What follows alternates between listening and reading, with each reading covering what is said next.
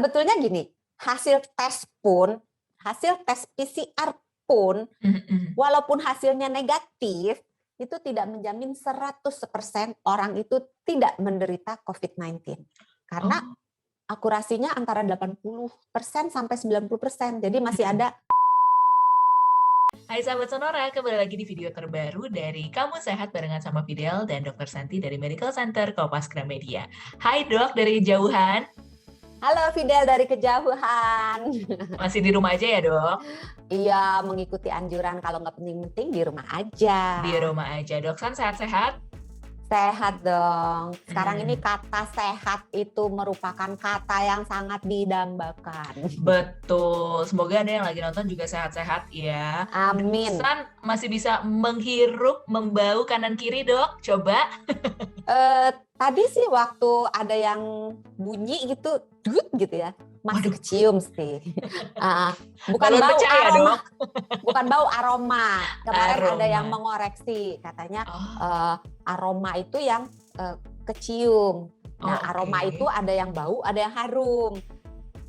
Make sense, iya betul juga. Oke, membaui aroma, gitu ya berarti ya? Menghirup aroma, ya. Ya itulah, paham kan ya maksudnya. Paham. Kenapa kita lagi bahas seperti ini? Karena topik kali ini adalah soal anosmia. Kita udah pernah bikin video terpisah mengenai cara menyembuhkan anosmia ya dok di rumah. Iya, tinggal ditonton aja, nanti linknya di bawah ini.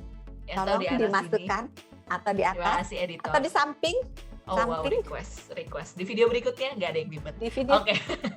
Tapi kali ini banyak banget dok di video itu, di video tips menyembuhkan anosmia. Ada banyak yang curhat, yang nanya-nanya ke dokter Santi tentang anosmia. Boleh dijawab ya dok?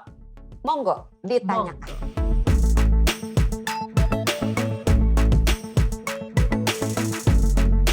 Pertanyaan yang pertama dari tren musik namanya. Setelah divaksin, malah nggak bisa cium bau. Gitu dok katanya. Nggak ada pertanyaannya sih, tapi katanya seperti itu. Memang keadaan-keadaan ini bisa terjadi. Dalam arti ada beberapa kemungkinan yang bisa terjadi. Kemungkinan pertama adalah ketika divaksin itu dalam keadaan di dalam tubuhnya sudah ada virus penyebab COVID-19. Jadi udah dalam keadaan sakit, tapi mungkin tidak ada gejala. Nah, begitu divaksin, dengan berjalannya hari, maka gejala-gejalanya itu mulai muncul. Nah, salah satu gejala yang paling khas, yang paling awal muncul pada penyakit COVID-19 adalah anosmia. Anosmia itu adalah kehilangan indera penghidu. Jadi menghirup aroma, baik aroma yang baunya nggak enak maupun aroma yang harum, itu menjadi tidak ada. Jadi misalnya bikin kopi yang biasanya kecium bau kopi, kok ini nggak nyium bau apa-apa gitu. Atau bisa juga terjadi hiposmia. Hiposmia itu indera penghidunya tidak sekuat dari yang biasanya. Jadi misalnya kalau bau yang kuat sekali, misalnya bau bau duren gitu, itu dengan segera tuh kecium gitu. Tapi kalau orang yang hiposmia kecium tapi samar-samar. Nah, bau-bau yang tercium tapi agak berkurang, rasanya kecium tapi samar banget, itu namanya hiposmia. Kemungkinan lainnya yang mengalami tiba-tiba hilang, tidak bisa mencium bau-bauan apapun, itu adalah Mas atau Mbak ini mengalami pembengkakan di area rongga hidung, sehingga menyebabkan si partikel baunya itu tidak terkirim sinyalnya ke otak. Nah, penyebabnya macam-macam. Bisa karena si Mas atau Mbaknya ini merasa pilek atau hidung tersumbat. Jadi area hidungnya itu bisa tertutup oleh lendir karena flu-nya, karena pileknya, atau karena pembengkakan kan kita rasa kadang-kadang suka hidungnya mampet gitu ya. Nah, itu bisa menyebabkan si partikel baunya itu sinyalnya tidak bisa terkirim ke otak, dan itu akan sembuh apabila gejala-gejala penyumbatan atau gejala-gejala banyaknya lendir di area hidung hilang. Jadi dilihat aja, kalau memang tidak ada gejala-gejala lainnya, hanya kehilangan indera penghidu, jika mau dilakukan tes untuk penyakit COVID-19 boleh dilakukan.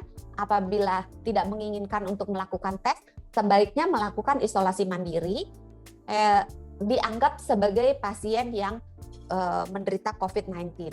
Cuman kadang-kadang kalau saya bilang begitu, pasien suka protes, ih dokter meng-COVID-kan orang. Enggak gitu konsepnya. Konsepnya bukan meng-COVID-kan orang.